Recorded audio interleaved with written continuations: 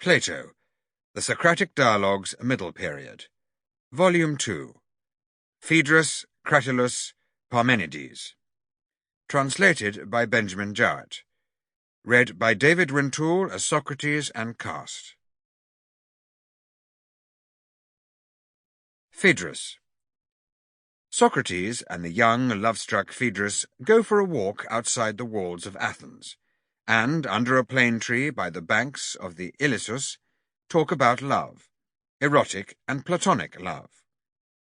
Socrates endeavours to steer Phaedrus away from infatuation and show him that real love is based on concern for the beloved.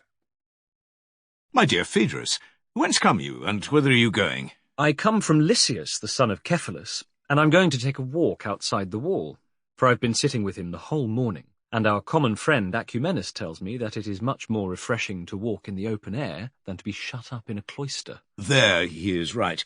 Lysias, then, I suppose, was in the town? Yes, he was staying with Epicrates here at the house of Mauricus, that house which is near the temple of Olympian Zeus. And how did he entertain you?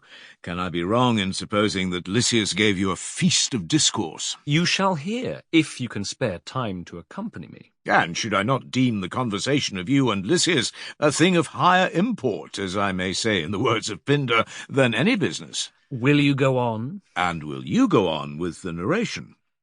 My tale, Socrates, is one of your sort, for love was the theme which occupied us. Love after a fashion. Lysias has been writing about a fair youth who was being tempted, but not by a lover, and this was the point. He ingeniously proved that the non-lover should be accepted rather than the lover. Oh, that is noble of him. I wish that he would say the poor man rather than the rich, and the old man rather than the young one. Then he would meet the case of me and of many a man.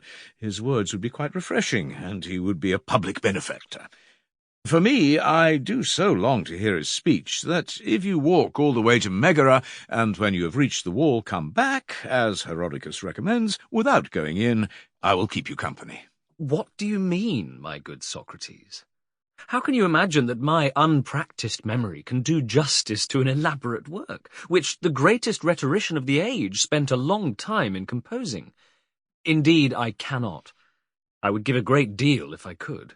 I believe that I know Phaedrus about as well as I know myself, and I'm very sure that the speech of Lysias was repeated to him not once only, but again and again.